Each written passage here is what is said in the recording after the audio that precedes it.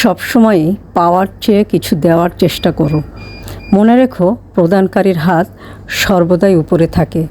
তো hello viewers, আসসালামু আলাইকুম। আমি নীলা আপনাদের সবাইকে ওয়েলকাম করছি নতুন আর একটা ব্লগ ভিডিওতে। আজকের ব্লগ ভিডিওটাও একই রকম, প্রতিদিনের মতো কিছু কথা, কিছু গল্প আপনাদের সাথে শেয়ার করব। কথাগুলো যদি ভালো লাগে শেষ পর্যন্ত সাথে থাকবেন, এবং কথাগুলো যদি একটু বেশি ভালো লাগে তাহলে আমাদের পেজটা ফলো করে দিবেন এবং একটা লাভ রিয়াক্ট দিয়ে দিবেন। তো যেটা বলছিলাম, আমাদের ছোট ছোট কিছু টিপস বা ভদ্রতা, নম্রতা, এটা সবারই সবসময় মাথায় রাখা উচিত এবং মেনে চলা উচিত। যেরকম জুতো সেলাই বা রং করতে গেলে জুতো মেরামতকারীর দোকানে গিয়ে পা বাড়িয়ে দেওয়াটা ভদ্রতা নয়, বরং জুতাটা খুলে নিজে একবার মুছে দেওয়াটাই ভদ্রতা। কখনো কাউকে কামলা, কাজের লোক বা বুয়া বলে ডাকাটা ভদ্রতা নয়।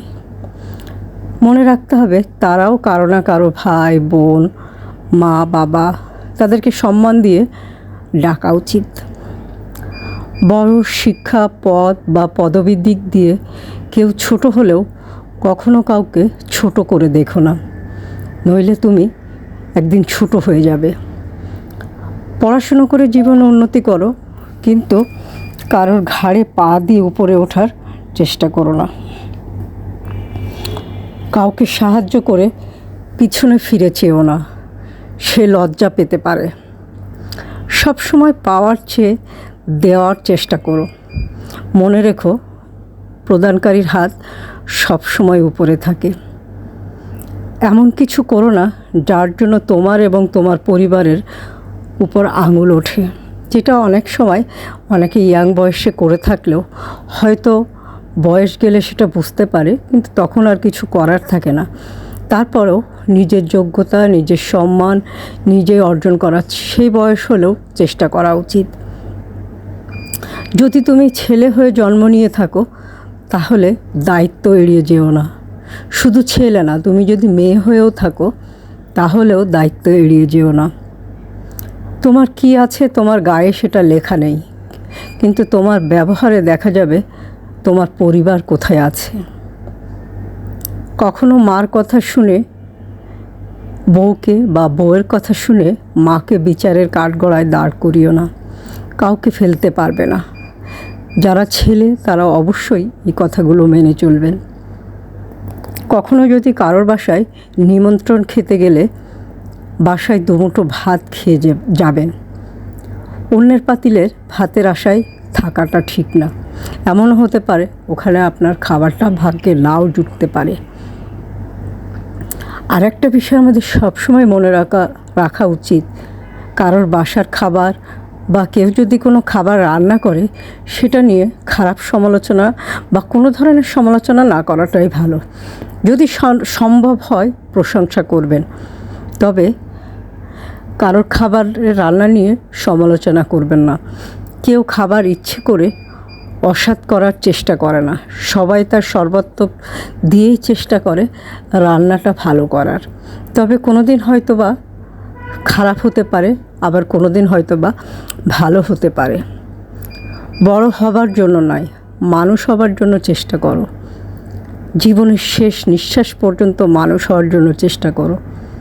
শ্বশুর কিংবা শাশুড়িকে এতটা সম্মান দিও যতটুকু সম্মান তোমার বাবা মাকে দাও, এবং তাদের প্রতি এমন আচরণ করো যাতে করে তাদের মেয়েকে তোমার বাড়ি পাঠানোর জন্য উতলা হয়ে থাকে।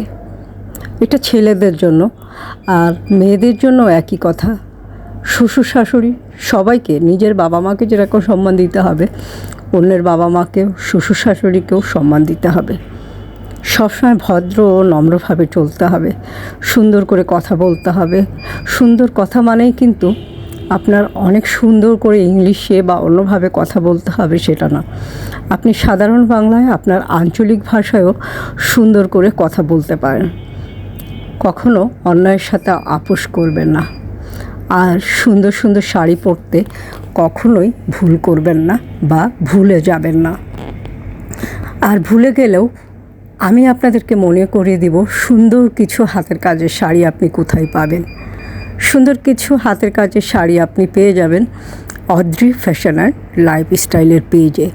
তো পেজটা আপনারা ফলো করে দিয়ে রাখবেন, দেখবেন সবার আগে সুন্দর শাড়িটি নেওয়ার জন্য আপনার ফোনে আমাদের ভিডিওগুলো পৌঁছে যাবে।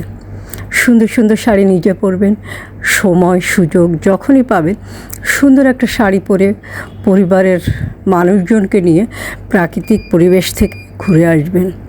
নিজে ভালো থাকবেন, নিরাপদে থাকবেন, অন্যকে ভালো রাখার চেষ্টা করবেন, নিরাপদে রাখার চেষ্টা করবেন। নিজে ভালো না থাকলে অন্যকেও ভালো রাখা যায় না, তাই নিজের মনকে নিজের সব সময় ভালো রাখার চেষ্টা করতে হবে।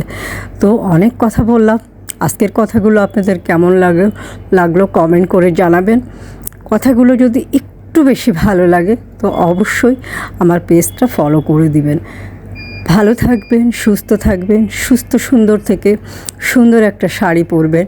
সুন্দর সুন্দর শাড়ি নিতে গেলে অদ্রি ফ্যাশন অ্যান্ড লাইফস্টাইলের পেজের সাথে থাকবেন। তো আল্লাহ হাফেজ, আসসালামু আলাইকুম।